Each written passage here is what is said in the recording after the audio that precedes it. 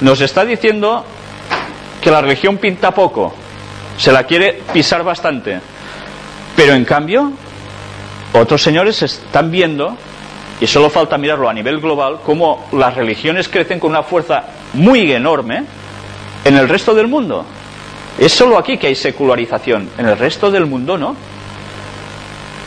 Pero es que estas palabras finales son básicamente como profecías, porque esto va a ser así. El mundo va a dar un vuelco radical y se va a basar en algo muy concreto: el destrozo de la sociedad. ¿Os habéis planteado por qué hay tantos divorcios? ¿Os habéis planteado por qué tantos padres matan a hijos, hijos a padres, hombres a mujeres, etcétera? Estas cosas van pasando.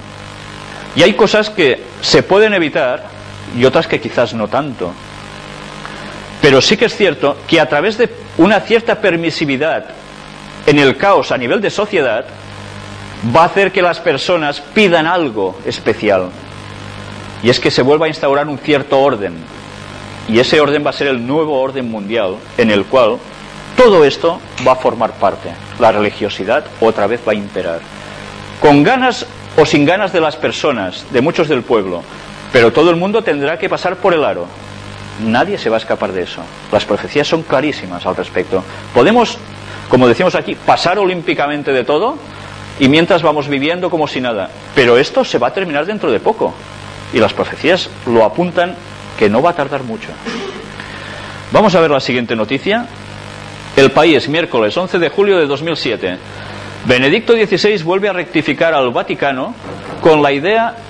Me he perdido. Vale. Con la idea de que solo su iglesia es verdadera. Fijaros que hemos estado hablando de mucho ecumenismo,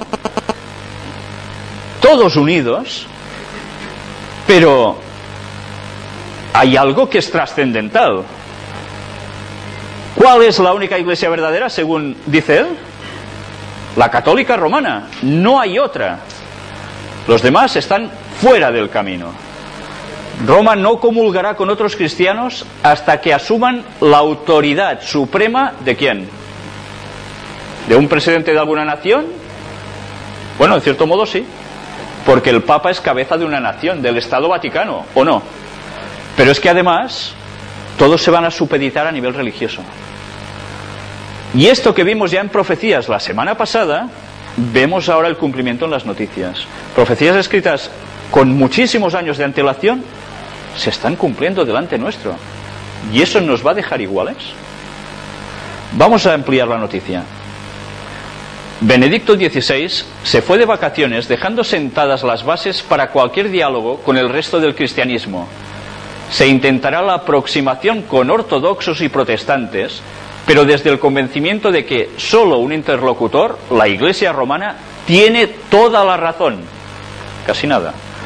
La comunión con la Iglesia universal, cuya cabeza visible es el obispo de Roma y sucesor de Pedro, no es un simple signo externo de la Iglesia particular, sino uno de sus principios constitutivos internos.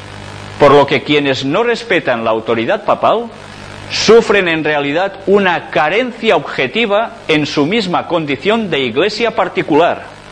Se dice en un pasaje de la Nota Vaticana firmada por el Papa el pasado 29 de junio, festividad de San Pedro y San Pablo. Vamos a detenernos un momento aquí. Antes hemos leído de que la Iglesia Católica tiene una cabeza visible. ¿Cuál es esa cabeza visible? Su líder, el Papa. ¿En base a qué es su cabeza, su líder total? En base a que sigue la sucesión de San Pedro como el primer Papa. Esa es la base hipotética, para ellos cierta, en la cual este señor debe tener el liderazgo. Pero ya ves que las cosas son muy claras. O se sigue lo que ellos dicen y se da el poder al Papa, o estás fuera. No hay más. Vamos a avanzar. La fecha no se escogió al azar, ya que la Congregación para la Doctrina de la Fe basa su descalificación del resto del cristianismo en el hecho de que rompieron con la obediencia al sucesor de San Pedro, en el caso de los ortodoxos, o además dejaron de respetar el sacerdocio sacramental en el caso de los protestantes. Paramos aquí un momento. ¿Sabéis qué es la doctrina de la fe? La Congregación para la Doctrina de la Fe. Antiguamente tenía otro nombre. ¿Alguien lo recuerda? La Inquisición. El Tribunal de la Inquisición. Es lo mismo, con un cambio de nombre. Quizás ahora no hacen ejecutar a nadie. Se podría hablar de eso. Pero al menos no da esta sensación. Pero sus raíces son las mismas. Y recordáis, Roma no cambia. Quien quiera pretender pensar de que la política de Roma es distinta, en su fondo, se equivoca de lleno. Roma no cambia ni cambiará jamás. Al contrario, los demás tendrán que cambiar para acoplarse a Roma. Porque si no, la mano dura volverá. Y este va a ser el tema que también vamos a tratar hoy. Y fijaros con el sacerdocio sacramental. ¿Qué es esto? Pues nos está remitiendo otra vez al asunto de Eucaristías, a la misa. Ya iremos viendo algo más al respecto.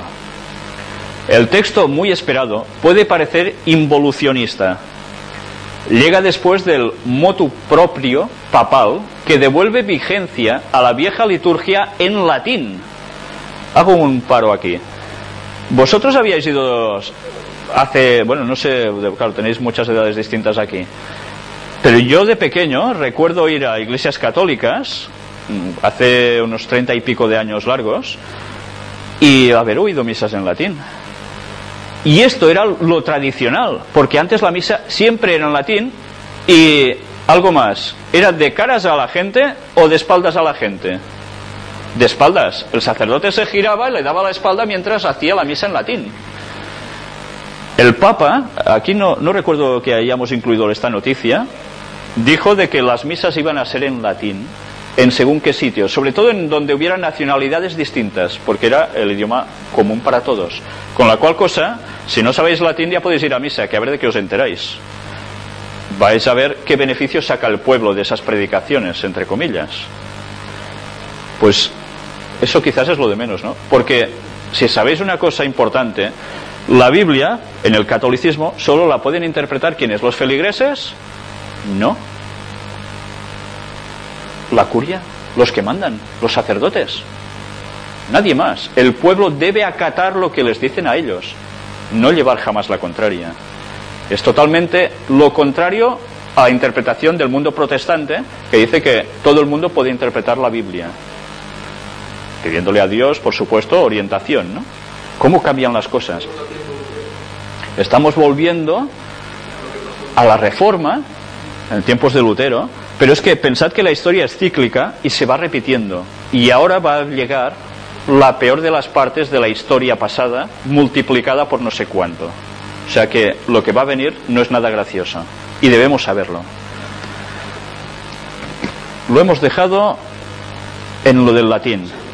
Y dedica su primer punto a proclamar que el Concilio Vaticano II no cambió absolutamente nada desde el punto de vista doctrinal. Hago otro inciso aquí. Cuando se celebró el Concilio Vaticano II, en 1963 aproximadamente, fue el momento de apertura del mundo católico hacia las demás iglesias. Teóricamente la gente pensaba de que se había hecho un gran cambio en la Iglesia Católica. ¿Se cambió algo? No se cambió nada, se cambiaron las apariencias, pero no el fondo. Es muy distinto.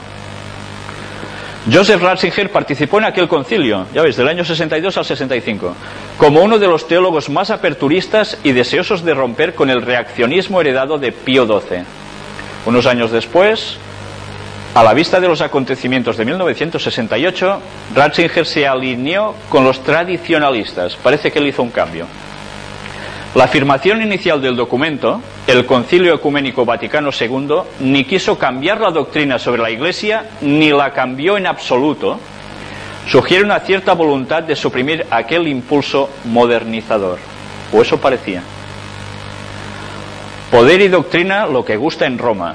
Benedicto XVI resucitó el infierno en marzo pasado. Existe y es eterno, proclamó. ¿Recordáis que hace ya un tiempo que se decía, no, el infierno no existe, y se hablaba incluso en frases de sacerdotes?